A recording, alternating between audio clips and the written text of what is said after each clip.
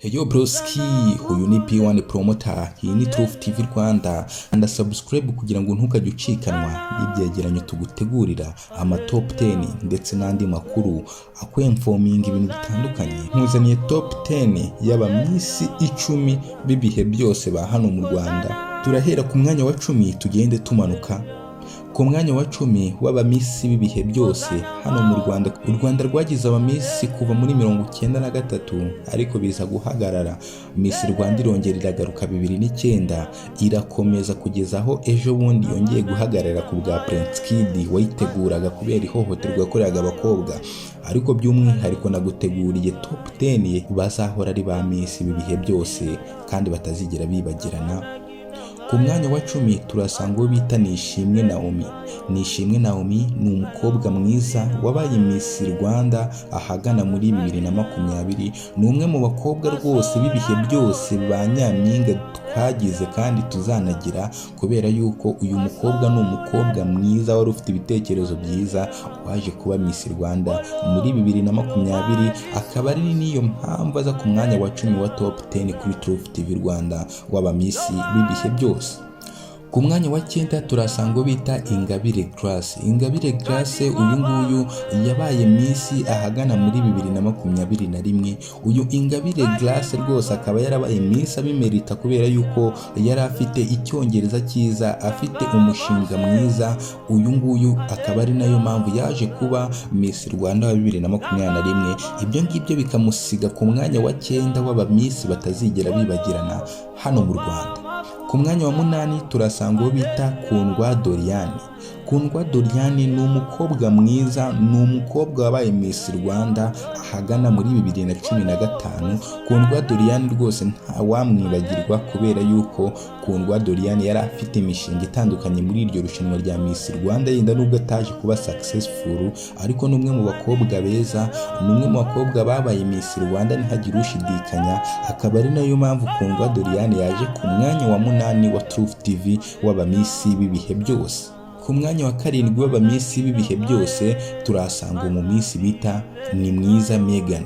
Nimwiza Megan uyu yabaye Miss Rwanda 2019. Uyu akaba ari umukobwa wari utuje, wavugaga icyongereza cyinshi cyane, wanize no mu mahanga. Nimwiza Megan rero akaba yaje ku mwanya wa 7 w'aba Miss bibihe byose hano mu Rwanda. Umukobwa wari ucecetse ariko wari ufite imishinga yumvikana kandi myiza, igenda nuko irushanwa rya Miss Rwanda ritaje kumufasha ngo iyo mishinga yayishyire mu bikorwa yose 100%, ariko n'umwe mu bantu bari bafite akazoza kandi bumva bafite impano, bafite imitekerereze yagutse. Ku mwanya wa 6 w'aba Miss bibihe byose turasanga mu Miss bita Bahati Grace. Miss Rwanda 2009 nyuma yuko Miss Rwanda yari imaze imyaka myinshi itaba, nyuma yo kongera kuba uyu nguyu Bahati Grace niwe wahise atwara ikamba kubera yuko yari umukobwa mwiza, yari umukobwa utuje, icyongereza cyari cyinshi kandi ubona yuko abo bari bahanganye yabarushaga, by'umwihariko haba mu mushinga we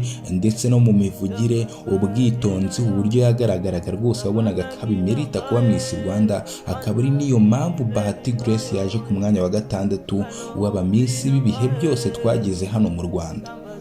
Kanda subscribe tujye tubana gatanu kandi. Iyi ni Truth TV Rwanda, njye nkaba P1 Promoter. Ku mwanya wa 5 turasanga Miss w'ibihe byose bita Iradukunda Liliane. Iradukunda Liliane yabaye Miss Rwanda ahagana mu mwaka w'2018. Uyu nguyu Iradukunda Liliane rwose ni umwe mu bakobwa beza u Rwanda rwagize, ni umwe mu ba Miss bari batuje, ni umwe rwose mu ba Miss bari bafite imishinga yumvikana. Iradukunda Liliane Miss Rwanda 2018, nubwo nkuko nabikubwiye nyine rino rushanwa hari igihe ryabananizaga ntirishyire mu bikorwa imishinga yabo, ariko Iradukunda Liliane ni umwe mu bakobwa nabo bari bafite umushinga mwiza. Iradukunda Liliane akaza ku mwanya wa 5 kuri Truth TV mu ba Miss bibihe byose. Ku mwanya wa 4 haraza Iradukunda Elisa. uyu Iradukunda Elsa umwaka ushize wanarongowe akarongorwa na Prince Kid.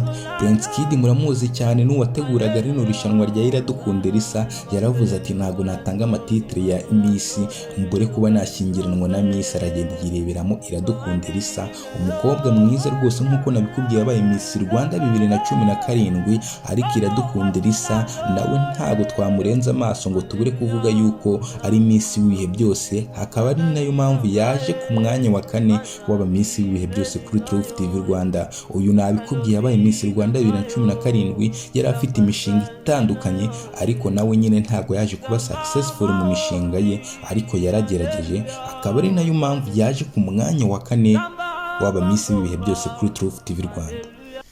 Ku mwanya wa gatatu w'aba Miss b'ibihe byose kuri Truth TV Rwanda, ku mwanya wa gatatu turasangaho Akiwacu Colombe.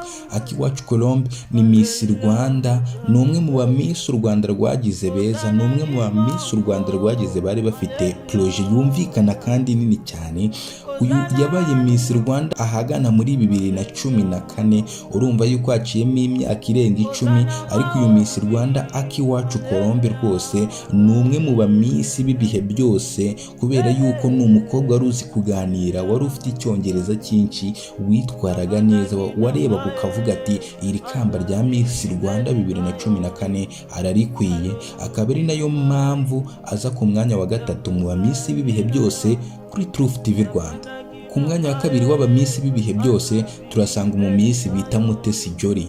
Uyu Mutesi Jolly ni umu Miss w'ibihe byose, kubera yuko uyu Mutesi Jolly aravuga rikijyana, ni umwe mu bantu bari bafite umushinga wumvikana kandi ukomeye muri Miss Rwanda wo gufasha yo gukora ibintu byinshi cyane, ariko Mutesi Jolly ntago yaje kubigeraho neza, ariko byibura umushinga we 80% rwose wabaye successful. Ariko Mutesi Jolly nyine nk'uko nabikubwiye yabaye Miss Rwanda ahagana mu 2016, icyo gihe nibwo yabaga Miss Rwanda. Uyu Mutesi Jolly byumvikana neza yuko uyu nguyu nyine yaje ku mwanya wa kabiri wa Truth TV w'aba Miss b'ibihe byose, kubera yuko uyu mu Miss no muri iyi minsi aravuga rikijyana, ni umwe mu bakomeye hano mu Rwanda, ariko ngukunda kwibasira igitsina gabo, ariko ibyo simbizi. Ariko by'umwihariko Mutesi Jolly nyine yaje ku mwanya wa kabiri w'aba Miss b'ibihe byose hano mu Rwanda. Ku mwanya wa mbere w'aba Miss b'ibihe byose hano mu Rwanda turahasanga Miss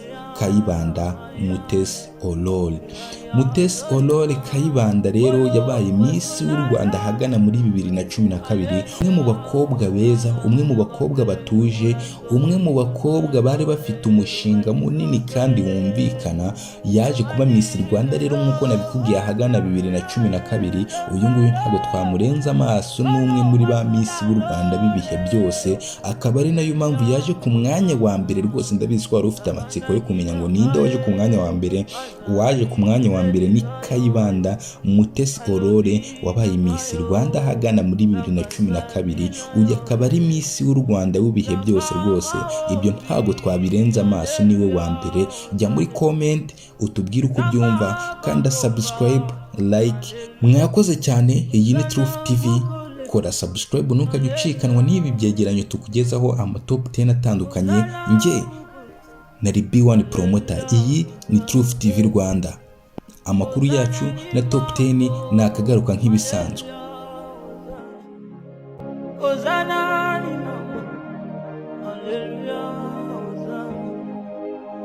Hosanna maombi, haleluya,